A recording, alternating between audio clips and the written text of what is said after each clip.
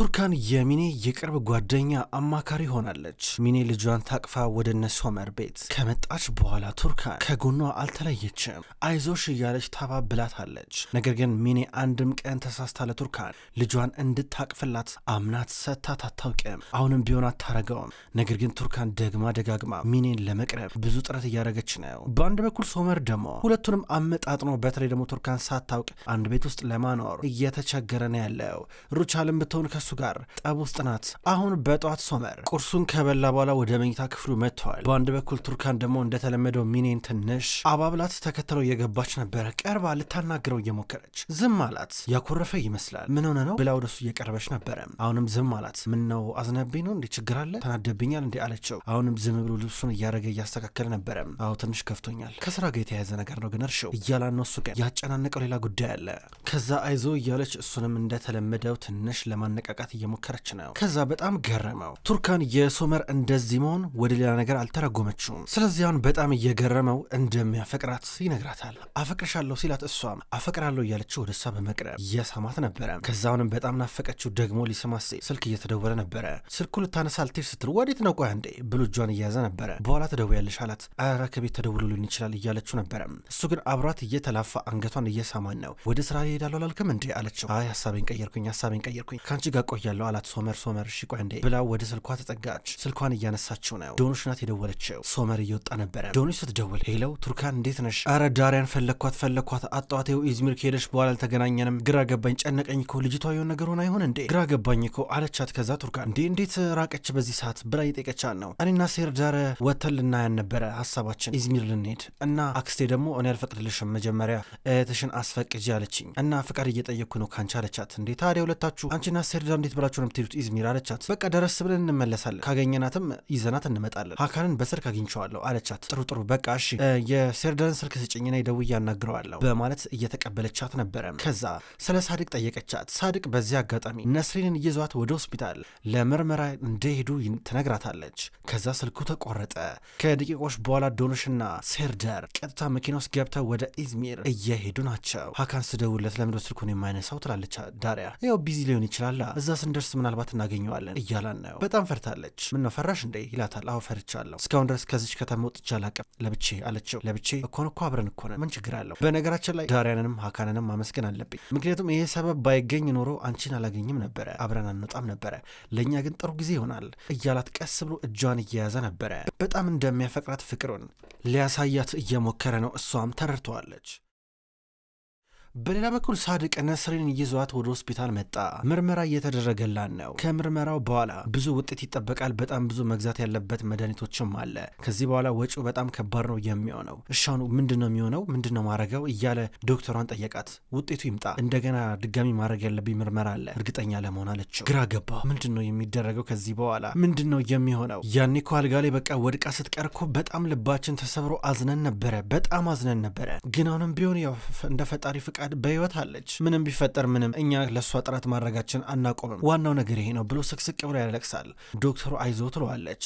ነስሪን የንውድ ምን ሆናብኝ ነው ይላል። በነገራችን ላይ የድሮ ነገሮችን ብታስታውሷት፣ በተለይ ደግሞ ድሮ የምታውቃቸውን ሰዎች ፊት ብታይ እንደዚህ ነገሮች ቢፈጠሩ የማስታወስ እድሏ በጣም እየጨመረ ይመጣል አለች። እሷ እኮ ማስታወስም እኮ አትፈልግም እያለ ሳድቅ ያለቅሳል። በአንድ በኩል እሷ እኔ ግን የእናንተን ትዕግስት፣ ፍቅርና እንደው ሁሉን ነገር የምታደርጉላትን በእውነት በጣም አደንቃለሁ እያለች ዶክተሯ ስትናገር ነበረ። ከዛ ውጤቱን ይጠባበቃል። ከዛ ከሰዓታቶች በኋላ ውጤቱን ተቀብሎ መግዛት ያለበትን መድኃኒት እንዲገዛ ተነግሮት እየተመለሱ ነበረ። ሳድቅ ወደ ቤት እየመጣ ፊቱ ላይ ግራ የመጋባትና የመሰላቸት ሁኔታ ይታይ ነበረ። ሴርዳንና ዶኖሽ አሁንም ቢሆን ወደ ኢዝሚር እየሄዱ ናቸው። በሌላ በኩል ደግሞ አሁንም ቢሆን ሚኔ ልጇን አቅፋለች። ልጇን አቅፋ እያባበለች በድንገት ቱርካን መጣች። ቱርካን ከአይላ ጋር እየመጣች ሚኔ ሻይ ይዘንልሽ እኮ መጣን ጠጭ ባክሽ አለቻት። ከዛ ሚኔ አልፈልግም እያለች ነው። ከዛ ቱርካን እባክሽ ቢያንስ ሻወር ነገሩ ሰጂ ቅለል ይልሻል እኔ ልጅሽን ለኔ ስጭኝ ብላ ልትቀበላት ነበረ። ትቀበላት እጇን ስትዘረጋ ቱርካንን በፍጹም የማታምናት ሚኔ ደግሞ ልጇን ይዛ ለአይላ ሰጠቻት። ይሄ ነገር ቱርካንን ግራ እያጋባትና እያስከፋን ነበረ። ሚኔ አታምነኝም እንዴ ብላ ራሷን እየጠየቀች ነው። ድንገት ሩቻል መጣች። ነይ ብላ ቱርካንን ጠራቻት። ሁለቱም ቢሮ ተገናኟት። ቁሚ ተቀመጪ ትላታለች ሩቻል። ወዲያው ነበረ ቱርካን እየተቀመጠች ነበረ። ገና ከመቀመጧ ይኸውልሽ ወይዘሮ ሩቻል አዳዲስ ህጎች እንዴት መኖር እንዳለብን ምናምን ነገር ልነግሪኝ ከሆነ ችግር የለም ቀስ ብዬ እደርስበታለሁ። እሺ ይሄ ቤት ያንቺ ነው። በአንቺ ቤት ውስጥ ደግሞ በህግሽ መሰረት ነው የምንኖረው ምንም ችግር የለም አለቻት። አይ ቱርካን አንቺ በቃ አትለወጭ ማለት ነው። አሁንም ቢሆን መታገስ የሚባል ነገር የለም ማለት ነው። እስኪ በስነስርዓት ታክሰሽ ስሚኝ፣ ለምንድነው ሳወራ የምታቋርጭኝ? ምነው ችግርሽ? እያለቻት ስቆጣት ጀመረ።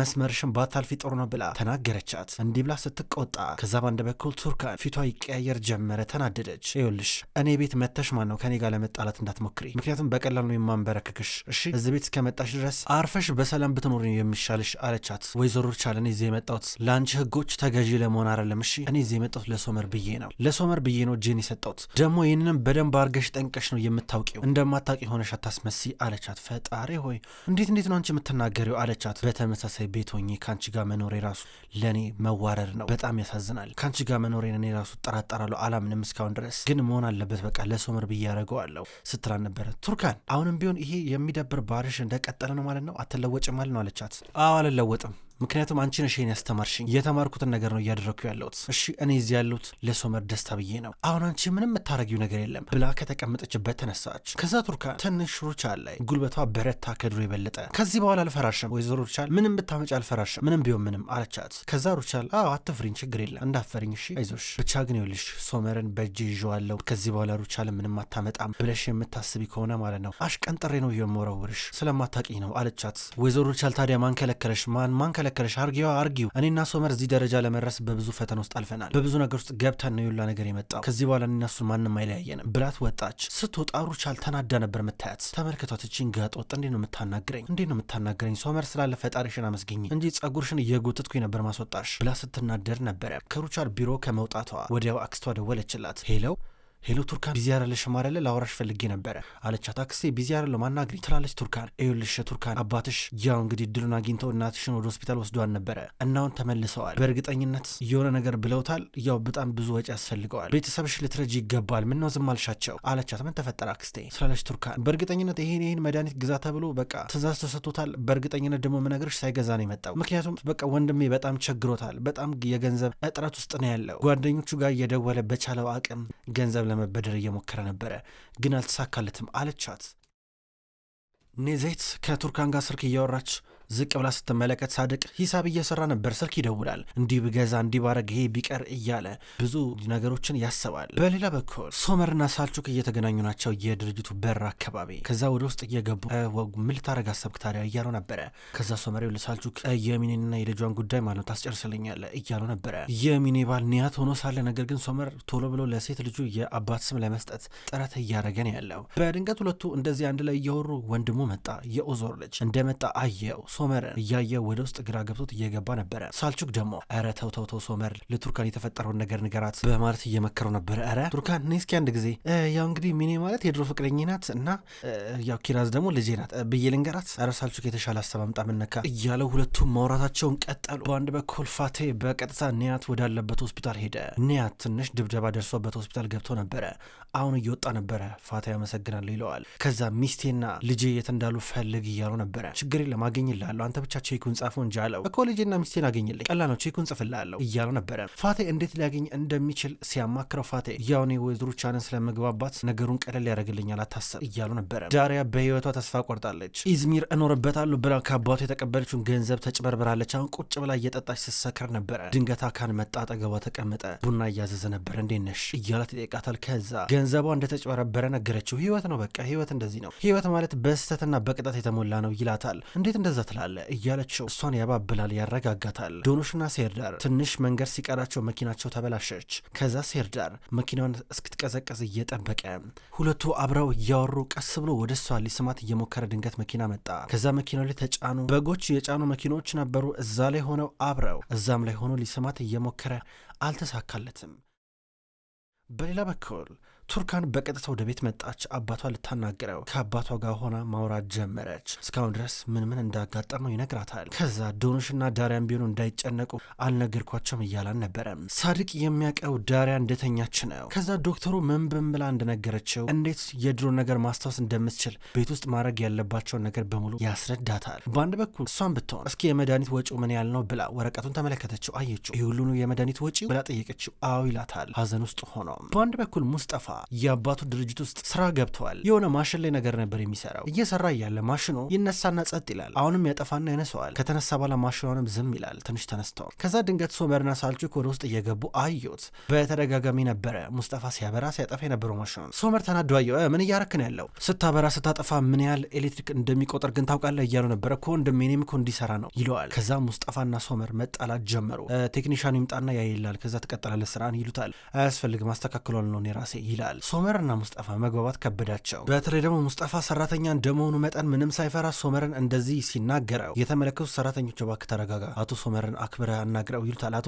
አቶ ሶመር ማለት ከዝነኛው ከባለ ሀብቱ አባቱ የተደበቀ ሰው ነው እንጂ ብቻው ምንም አያመጣ ብሎ ተናገረ። የሙስጠፋ ድፍረት ያናድዱ ሶመር ከእሱ ጋር ካልተጣለኝ ብሎ እዛው የሆነ አምባጓሮ ነገር ፈጠሩ። ሶመር ተናዶበታል። ማን የቀጠረው ብሎ ሊያጣራ ወደ አባቱ ቢሮ መጣ። አባቱ ደግሞ ከሩቻል ጋር እንዲሁም ከአንድ ሰው ጋር ተቀምጦ ስራውን እየሰራ ነበረ። ድንገት ሶመር ገባ። ከገባ በኋላ አባዬ ይሄ ሙስጠፋ ያልችል ምናን የሚባል ሰው ማን ነው? ቆይ ማን ነው የሚለው ብሎ ጠየቀ። ማለት ምን ተፈጠረ በማለት ዙር ጠየቀ። ምንድነው ከየት ነው የመጣው? ማን የቀጠረው ብሎ ተናገረ። ከዛ እንደተቀጠረ ያላወቀችው ሩቻል እሱ ልጅ ተቀጠረ እንዴ ስራ ብላ ጠየቀች። አዎ ተቀጥሯል ብሎ ዙር መለሰ። እንዴ እንዳትቀጥሩት ብዬ ተናግሬ እኮ ነበር፣ ማን ነው እንዲቀጠር ያደረገው ብላ ሩቻል ጠይቃለች። ይኸውልህ እሱ ልጅ የጓደኛዬ ልጅ ነው፣ ጓደኛዬ ችግር ውስጥ በጣም ስለወደቀ ያው ልጄን አደራ ብሎ ነበር ለዛ ነው አለው። ሩቻል ይሄ መሆን የለበትም እኛ ምንም አያገባንም በማለት ኦዞር ቶሎ ብሎ አሁኑኑ እንዲያባራው ጠየቀች። ሶመር ወዲያው የእናቱን ሀሳብ ይቀበልና አባቱ ላይ ጫና እያረገ ነበረ። ኦዞር አይሆንም አለ። ሶመርን እምቢ እያለው ነበር። ሶመር ተናዶ ይወጣል። በአንድ በኩል ደግሞ ሙስጠፋ የሆነ ቦታ ተቀምጦ ሻይ እየጠጣ ነበረ። ከዛ በድንገት ነበረ ቱርካን እየመጣች ያያት። ለመጀመሪያ ጊዜ እንኳን ሳያት በውበቷ በጣም ተስቦና ተደንቆ ነበረ። ድጋሚ ደግሞ ሳያት ፊት ለፊቷ ቆመ። እንዴት ነሽ? ድጋሚ ተገናኘን። ባለፈው ዕለት በተመሳሳይ ሰዓት እዚህ መጥተሽ ነበረ፣ ግን ጠፍተሽ ነበረ። እንዲሁም ዛሬ 17 ደቂቃ አርፍደሻል። እንዴት ነሽ እያላን ነበረ። ደህና ነኝ አለችው። ከዛ ባለፈው ዕለት አንተ ማመስገን ነበረብኝ፣ ትንሽ ደንግጬ ነበረ፣ ምንም ያላልኩ በቃ ልሂድ አለችው። ግን ሻይ አጋብዥኝም? በነገራችን ላይ ሙስጠፋ እባላለሁ ብሎ ሊጨብጣት እጁን ዘረጋ። እሷም ቱርካን እባላለሁ ብላ ጨበጠችው። ሲጨብጣት እጇን በደንብ እየያዘ ቶሎ ብላ እጇን አስለቀቀች። ከዛ እሺ አብረን ሻይን ጠጣ አላት። አልጠጣም ካንተ ጋር አለችው። ለምን ሲላት ምክንያቱም እኔ ባለትዳር ነኝ አግብቻለሁ፣ ከኔ ጋር በፍጹም ነገር አይመጣጠንም አለችውና ትታው ሄደች። አይ ሙስጠፋ አንተ በቃ የሴት ነገር መቼም አይሳካልም እያለ ራሱ ላይ እየተናደደ ቆሞ ስትሄድ ዝም ብሎ ያያታል። ዳሪያውንም እየጠጣች ነው። ሀካን ዝም ብሎ ያያታል። ድንገት እነ ዶኑሽ መጡ። ዶኑሽ ስትገባ እየተቆጣች ነበር። ምሮ ምጠጭው ላይ እየቀማቻት ነው። በአንድ በኩል ዳሪያ ከማንም ጋር አላወራም ብላ ልትወጣ ነው እየተንገዳገደች። ዶኑሽ ደግሞ ቆይ አናግሪኝ ብላ እሷን ለማረጋጋት ስትሞክር ዳሪያ መልሳን ነበረ። ዳሪያ ልክ እናትም አባትም እንደሌላት ሆና ብቸኝነት እየተሰማት ነው። ዶኑሽ ደግሞ እሷን በማባበል ተጠመደች። እንደምንም ብላ አሳምና ወደ ቤት ልትመልሳት ነው። አሁን ቱርካን ከአክስቷ ጋር ቁጭ ብላ እያወራች ነው። ከዛም በኋላ ለእናቷ መድኃኒት ልትሰጣት ወደ እናቷ ክፍል እየገባች ነው። ነስሪን ቁጭ ብላ ወረቀት ላይ እየጻፈች ነበረ። ከዛ ቱርካን ገባች። ስትገባ ወይዘሮ ነስሪን መድኃኒትሽን አምጥቼልሻለሁ አለቻት። እንዲህ ስትላት አንቺ አዲሷ ነርስ ነሽ ብላ ጠየቀቻት። ከዛ ቱርካን ገረማትና አዎ ነይ ብላት ውሃና መድኃኒት እየሰጠቻት ነበረ። ከዛ እየሰጠቻት ወረቀቱ ልታዩ ስትል በእጇ ሸፈነችው። ይኸውልሽ ይሄን ነገር ማለት ነው ፖስታ ቤት አድርሽልኝ ብላ ጣጥፎ ወረቀቱን ሰጠቻት። ከዛ ቱርካን የእናቷ ጉዳይ በጣም እያሳዘናትና ልቧን እየነካው ቀጥታ ደብዳቤውን ይዛው ቀዳዳ ቆሻሻ መጣያ ውስጥ እየጨመረችው ነበረ። ማታ አካባቢ ላይ እነ ዳሪያ ቤት ደረሱ። ከዛ ቱርካን ዳሪያ ልታናግራ ስትሞክር ዳሪያ ተመናቅና ወደ ውስጥ ገባች። ዶኑሽ ደግሞ ቆይ አንዴ ነግርሻለሁ ትላታለች። ከዛ ዳሪያ ብቻዋን ተቀምጣ ነበረ። ዶኑሽ እንዲሁም ቱርካን በግራና በቀኝ አጠገቧ ሆነው እህታቸው ላይ እየተደገፉ ነበረ። ነስሪን በዚህ አጋጣሚ በርቀት ታያቸዋለች። ቱርካን አሁን ወደ ሩቻል ቤት መመለሷን ማንም የሚያውቅ የለም። በዚህ አጋጣሚ ሳድቅ ቱርካን ባለፈው ለታ ከነስሪን ጋር ስንሄድ ቤት ውስጥ እንዴት አየናት ብሎ ጥያቄ ተፈጥሮበታል። እንዲሁም ማታ ላይ ደግሞ ሶመር ወደ ቤት መጣ። ሲመጣ ድንገት ነበረ ሚኔ ስታየው ነይ ልጄ አባትሽ መጣ ብላ እየሳቀች ስትቀበለው እንደዚህ መሆንሽን አቁሚ አላት። ምንድነው ምን ትፈራለህ? ቱርካን እኮ ቤት ውስጥ የለችም አለችው። እና እሷ ስለሌለች የሚቀየር ነገር አለ ብሎ እየጠየቃን ነበረ። ሶመር እባክህ እንደዚህ መሆንን አቁም አለችው። ዝም በይ በቃ ብሎ ልጁን ተቀበለ። ሴት ልጁን ተቀብሎ እያቀፈ እሷን እያጫወተ ነው ያለው። ሚኔ ይህን ጊዜ በጣም ደስ ብሏት ሁኔታውን ትከታተላለች። ሳድቅ ሴት ልጆቹን ይመክራል። ነስሪን ብቻዋን ቤት ውስጥ ቁጭ ብላለች።